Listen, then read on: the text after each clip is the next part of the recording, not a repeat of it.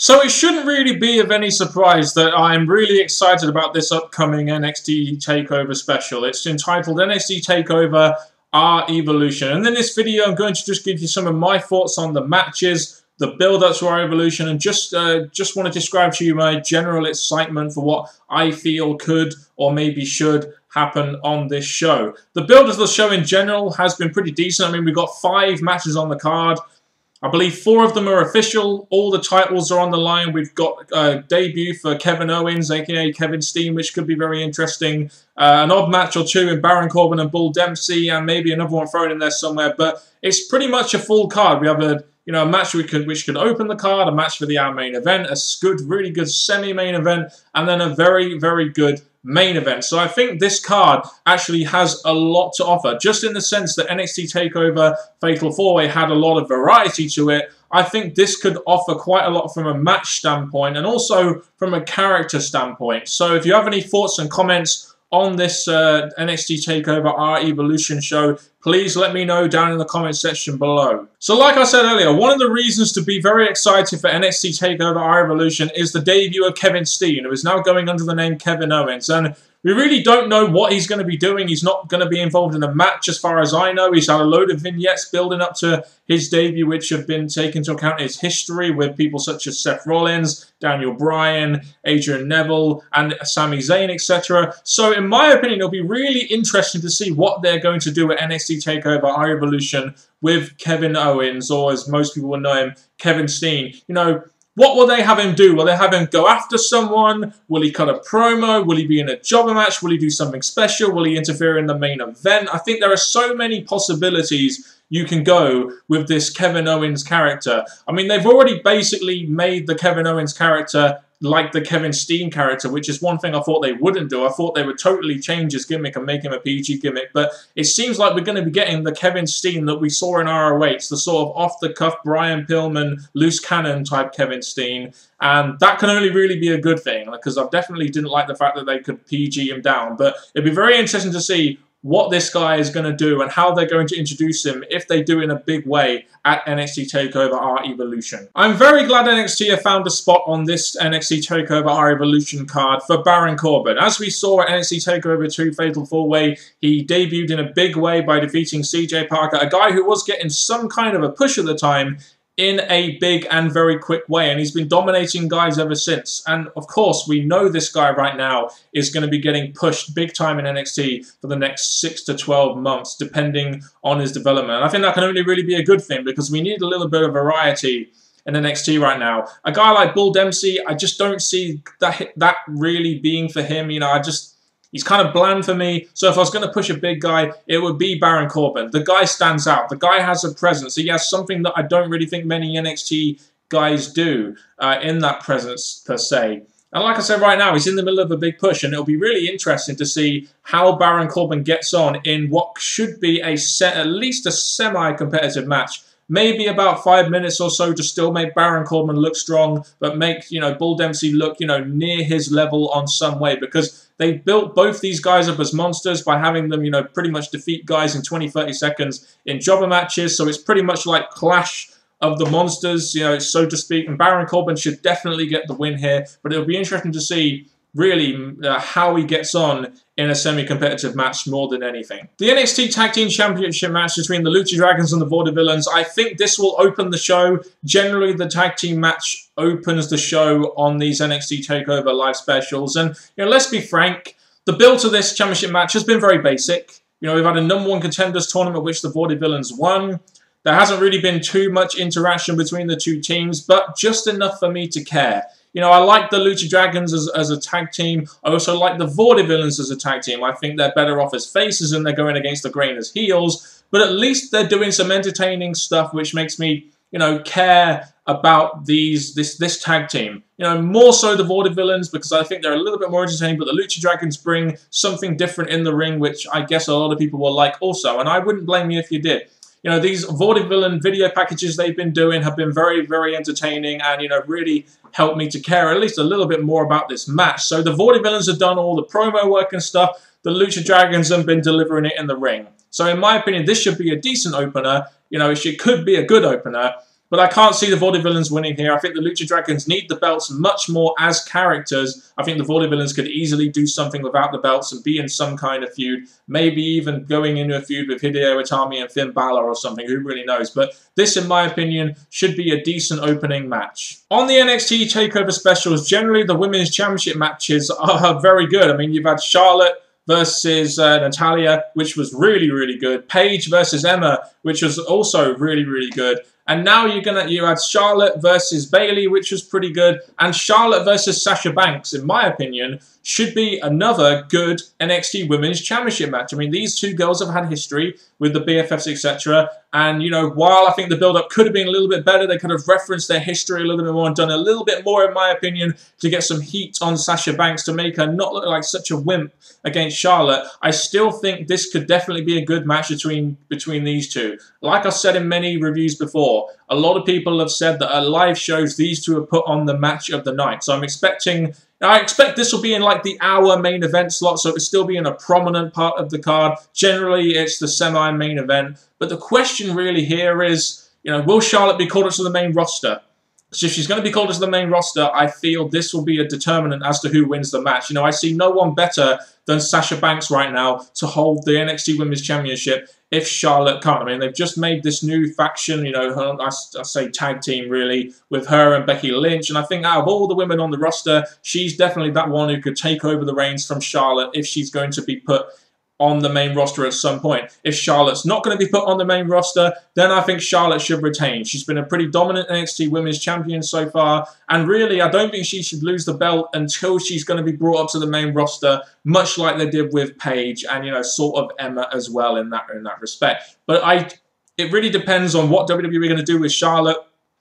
I think Charlotte should win this match, really, but I wouldn't be too bothered if Sasha Banks won this as well. The build-up has been kind of average, but I know these two girls should deliver it in the ring, so at the special, this should be another really good match on the show. Hideo Itami and Finn Balor versus The Ascension, in my opinion, should be the match that goes on before the main event. It could either be that or the hour main event. There's no titles on the line here. It's just a pure grudge feud. And, you know, it seems to me like WWE have done this feud for two reasons. Number one, they want to see how The Ascension can do in a long-term feud on TV to see if they're ready for the main roster to have feuds on Raw and SmackDown. And number two, they really, really seem like they want to kickstart Hideo Itami and Finn Balor as guys who WWE could bring up at some point soon. So it seems like these four have been put in a feud for a reason, to see just how good these guys are, and just to see how good these guys can react to the conditions that you expect when you're in WWE, when you work in Raw and SmackDown and main event, etc. But this, in my opinion, has been one of the best built feuds on NXT TV. Like I said, no titles here, just a pure grudge feud. Probably the best built feud on TV, as it's been featured by far the most, you know, of a feud of this kind, a grudge feud. You know, it's been highlighted since NXT Takeover Fatal 4-Way when Hideo Itami came in, and then you had The Ascension and Hideo Itami in a feud, Finn Balor coming in and adding fresh spice to it, and leading to this tag match here. It's the first time these four are going to be in a match together, which gives it a special feeling. You know, this should be a hell of a match. Like I said, the inclusion of a fresh Finn Balor has really made it all the more interesting. I expect Hideo Itami and Finn Balor to go over here, and possibly after this, The Ascension to perhaps debut on the main roster at some point. I think they're ready now. There's not really much else they can do in NXT, to be honest, that could really be of any importance to the show. And really, Hideo Itami and Finn Balor are the future of NXT, whether it's in singles competition or in tag team competition. You know, after this, they could maybe go after the NXT Tag Team Championships, which the Lucha Dragons hold. I don't know. But big things are definitely expected, I think, for Hideo Itami and Finn Balor. And at some point soon, I imagine, The Ascension should be one hell of a grudge match. Probably the best grudge match, apart from maybe Antonio Cesaro versus Sami Zayn, which happens at NXT Arrival, will be the best grudge match, in my opinion, on these NXT TakeOver specials. And now it's time to talk about the main event of NXT TakeOver Our Evolution for the NXT Championship. And it is between probably the two biggest guys on the roster right now. Not alluding to the size there or anything, but you've got Adrian Neville, the long-term NXT champion, versus Sami Zayn, the #1 fan favourite on the roster right now. This, in my opinion, is the biggest singles match that NXT could do with the current roster, in my opinion. And the build to this match has generally been pretty good. It's really been, you know, going for a long time, and it's mainly really Sami Zayn's story of can Sami Zayn win the big one. My only snag with the build here was that match they did a few weeks back, which I thought was very unnecessary. It really took away from the big match feel and didn't really add too much to the feud to really warrant a match on, on the NXT show over just keeping it a few more weeks or a month to this show. But like I said, the main story here is not really involving Adrian Neville. It's can Sami Zayn win the big one? And Sami Zayn has also said that if he will walk if he loses, and it really makes me think, will they actually give Sami Zayn the belt here? I mean, could they really hold off any longer on Sami Zayn? I don't know.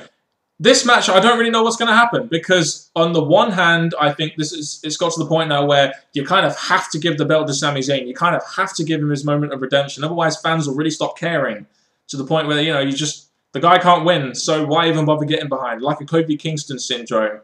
But at the same time, I think to myself, man, like a Sami Zayn walkout angle wouldn't be a bad way to go. Remember when James Storm walked out because he lost to Bobby Roode, how interesting that was and how much fresher that made him upon his return, and he got his rematch against Roode, and it was the best match of Bound for Glory. Do you remember how that happened? It wasn't for the title, but it was still a very, very good feud. And I wonder if they will do that with Sami Zayn while making Adrian Neville more of a heel character like he is becoming to be. I don't really know. This stuff is thinking this way.